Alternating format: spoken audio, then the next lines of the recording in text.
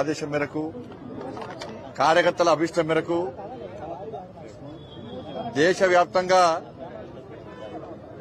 బాబాసాహెబ్ అంబేద్కర్ జయంతి ఉత్సవాలను భారతీయ జనతా పార్టీ ఆధ్వర్యంలో నిర్వహించడం జరుగుతున్నది. రాష్ట్రీయ సమరసత దినం పేరుతోని ఈ కార్యక్రమం నిర్వహిస్తున్నాం. కేవలం ఈ దేశంలోనే కాదు, ప్రపంచవ్యాప్తంగా దాదాపు 120 దేశాల్లో అంబేద్కర్ గారి యొక్క జయంతి సందర్భంగా ప్రపంచవ్యాప్తంగా అంబేద్కర్ గారి యొక్క గొప్పతనాన్ని, వారి జీవిత చరిత్రను, స్ఫూర్తిదాయకమైనటువంటి విషయాలను ప్రపంచవ్యాప్తంగా తెలియజేయాలనే ఉద్దేశంతో 120 దేశాల్లో ఇలా రాష్ట్రీయ సమరసత దినం ఇలా పాటిస్తా ఉన్నాం. దానిలో భాగంగా ఈరోజు కరీంనగర్ లో బాబాసాహెబ్ వారి యొక్క విగ్రహాలను శుద్ధి చేయడం, వారికి దీపాలను వెలిగించడం, రేపు అధికారికంగా కార్యక్రమం నిర్వహించబోతున్నారు. కాబట్టి అందరికీ స్ఫూర్తి ప్రదాత బాబాసాహెబ్. ఈరోజు విగ్రహాలను శుద్ధి చేయడం అంటే బాబాసాహెబ్ యొక్క జీవిత చరిత్రను తరతరాలకు అందించడం. విగ్రహాలను శుద్ధి చేయడం అంటే మనలో ఉన్నటువంటి అజ్ఞానాన్ని తొలగించి బాబాసాహెబ్ అడుగుజాడల్లో నడవడమే దీని ప్రధాన ఉద్దేశం. మన అణగారిన వర్గాల కోసం, అట్టడుగు వర్గాల కోసం, వారి అభ్యున్నతి కోసం కష్టపడేటువంటి అణగారిన ప్రజల యొక్క ఆశాజ్యోతి బాబాసాహెబ్ అంబేద్కర్. ఒకటి కులరహిత సమాజ నిర్మాణం కోసం, అంటరానితనాన్ని కూకటి వేలతో పెగిలించడానికి, ఇవాళ పేద ప్రజల ఆత్మ గౌరవ పతాకంగా ఇలా బాబాసాహెబ్ అంబేద్కర్ ను ఇలా ప్రజలను భావిస్తూ ఉంటాం. అందరం కూడా ఇలా కష్టాల్లో ఉన్నటువంటి వ్యక్తులను ఆదుకోవడమే కాకుండా తన నిత్య జీవితంలో పడ్డ కష్టాలు అందరికీ తెలిసిన విషయమే. కనీసం తినడానికి తిండి లేకుంటే ఒక్క పూట భోజనం చేసి మిగతా పూట పస్తులుండి ఉన్నత చదువులు చదవాలి, చదివిన చదువు సమాజానికి ఉపయోగపడాలని చెప్పి ఒక మంచి ఆలోచనతో ముందుకు సాగినటువంటి గొప్ప వ్యక్తి బాబాసాహెబ్ అంబేద్కర్. అనేక ఒడిదొడుగులు నిత్య జీవితంలో పడ్డటువంటి వ్యక్తి బాబాసాహెబ్ అంబేద్కర్.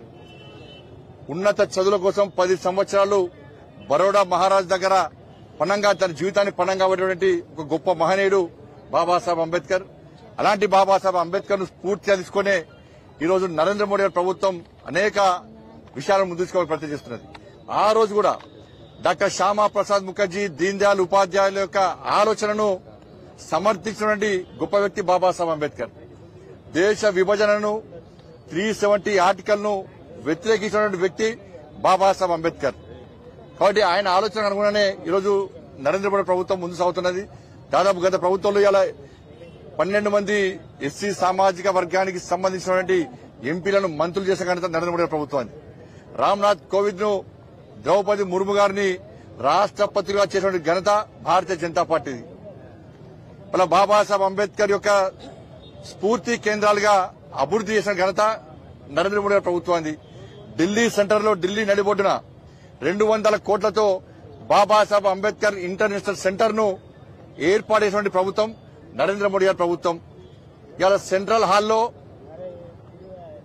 అందరిని ఒప్పించి, అందరినీ ఒత్తిడి తీసుకొచ్చి సెంట్రల్ హాల్లో అంబేద్కర్ గారి photo పెట్టిపించింది Bharatiya Janata party. VP Singh ప్రభుత్వం అప్పుడు బాబాసాహెబ్ అంబేద్కర్ కు భారత రత్న ఇవ్వాలని పట్టుబట్టి ఇప్పించింది అటల్ బిహారీ వాజ్పేయి గారి ఎన్డీఏ ప్రభుత్వం.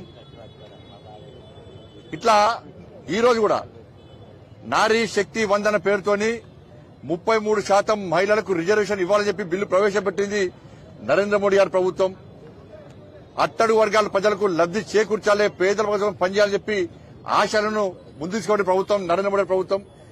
ఇవాళ నాకు ఈ రోజు ప్రధానమంత్రి పదవి వచ్చిందంటే అది బాబాసాహెబ్ పెట్టే భిక్ష అని చెప్పి దేశానికి చాటి చెప్పిన వ్యక్తి నరేంద్ర మోడీ గారు.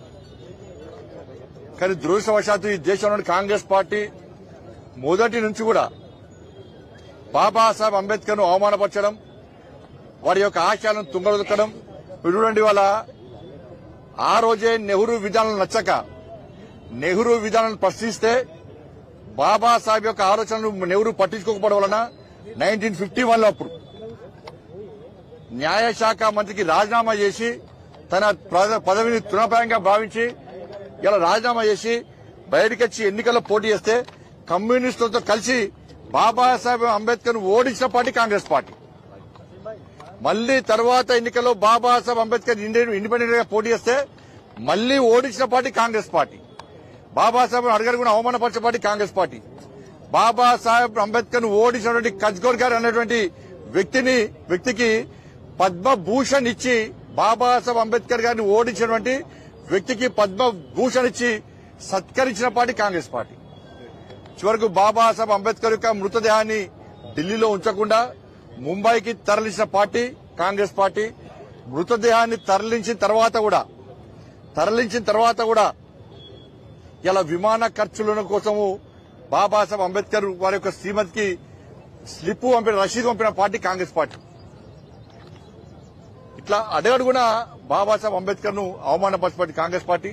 ఈరోజు ఇన్ని సంవత్సరాల చరిత్రలో ఇలా డూబు గాంధీలకు, ఇందిరాగాంధీ, రాజీవ్ గాంధీలకు భారతరత్న కాంగ్రెస్ పార్టీ ఇచ్చుకున్నది తప్ప ఏ రోజు కూడా బాబాసాహెబ్ భారతరత్న ఇవ్వాలని చెప్పి ఏ రోజు కూడా కాంగ్రెస్ పార్టీ ఆలోచించలే. సెంట్రల్ హాల్లో బాబాసాహెబ్ అంబేద్కర్ ఫోటో పెట్టాలని ఆలోచించలే. బాబాసాహెబ్ జయంతిని ఇవాళ సంవత్సరాల దినంగా గాని ఇలా రాజ్యాంగ దినోత్సవంగా గాని భావించాలని చెప్పి ఏ రోజు కాంగ్రెస్ పార్టీ భావించలే.